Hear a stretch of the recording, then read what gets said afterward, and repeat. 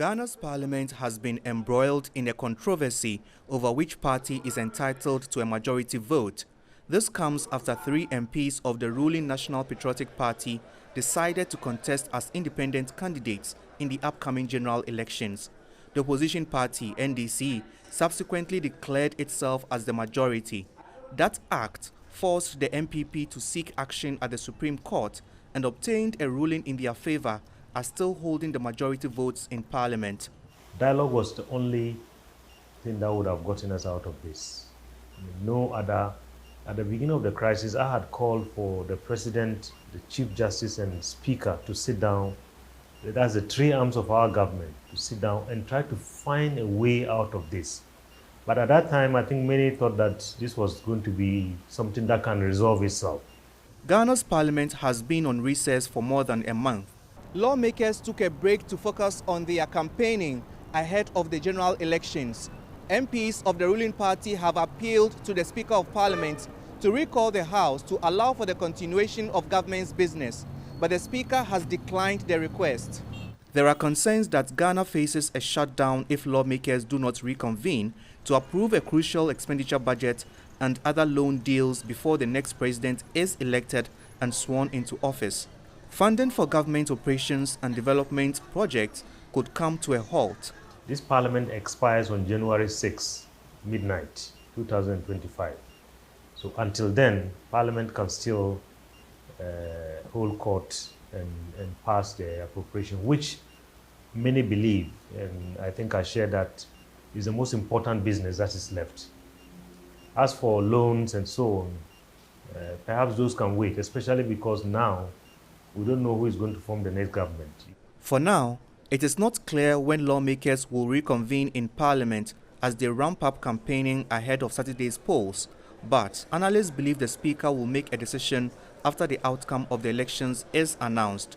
Nabil Ahmed Rufai, CGTN, Accra, Ghana. Let's find out more about what's happening on the ground. We're now joined by Professor Lord Mensah. He is a financial economist and also the director at the Center for Investment Advisory and Sustainable Finance. Great to have you with us on the show today, Professor. And let us start off with some more insight into what is causing that current impasse in Parliament that, of course, could cause this government shutdown.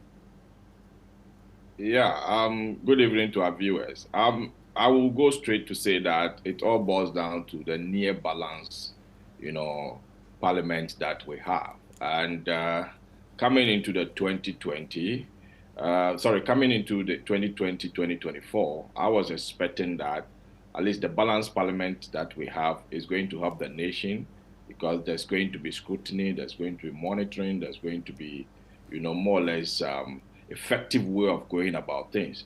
But that is not what we see. I think our parliamentarians have been exposed one way or the other, in a sense that as parliamentarian, apart from, passing laws, your job, is sitting on the edge as far as the country is concerned at any point in time. So there are times that you may have to throw away your political colors and think about the nation.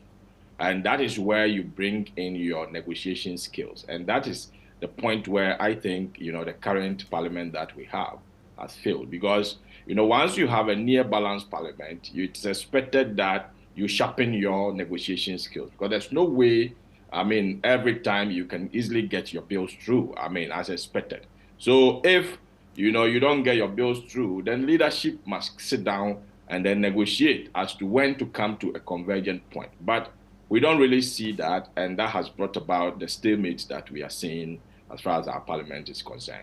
And when you say, Professor, you don't really see that, how critical is the situation? Is there any sign of hope that there'll be a solution, especially before Ghana heads towards that government shutdown and, of course, election? Yes, of course, it has to do with ego management. That's why I said, at this point, we have to think about Ghana, not just politics, because Ghana's democracy has been in such a way that every single approval when it comes to government spending has to go through parliament. And so if you have a parliament that, as a result of misunderstanding, they are on break, then it becomes a problem because we are in November. With November is past, we are in December. By November, we should have had the finance minister reading budget, giving us, the possible allocations going into the 2025. But that is not what we've witnessed. So it will get to a point where it will become critical when it comes to appropriations. And I want to get into the implications, of course. What are the implications of this shutdown on the economy? We know Ghana just completed a debt restructuring program, or rather came up with a debt restructuring plan. What implications will this have on its debt outlook, for example?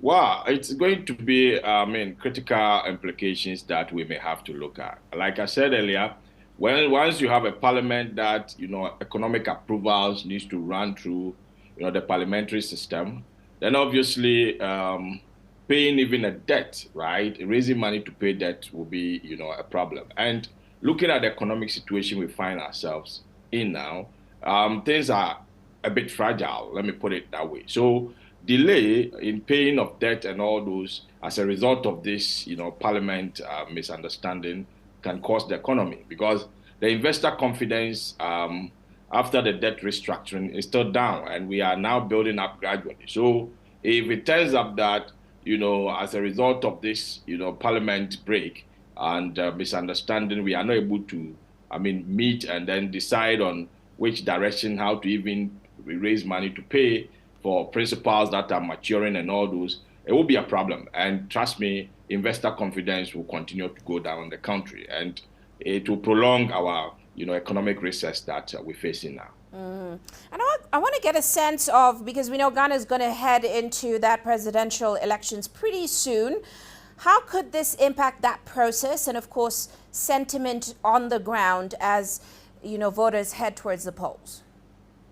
I think the Ghanaian, electoral space has been polarized to the point where I don't think people think about even the economy before they vote. The few elites that will be thinking about the economy, I can say will not be up to more than 20% of the voter population. It's more of party colors. It's more of tribal lines. It's more of so many things driving the electoral process. So from where I sit, I think the swing. I will focus more on the swing voters, which may constitute around 15% to 20% of the voter population, and they are the ones that will be thinking about the economy and then the possible effect of what is happening in Parliament, to think about the quality of human resource that we have in Parliament to decide on which direction their vote must go.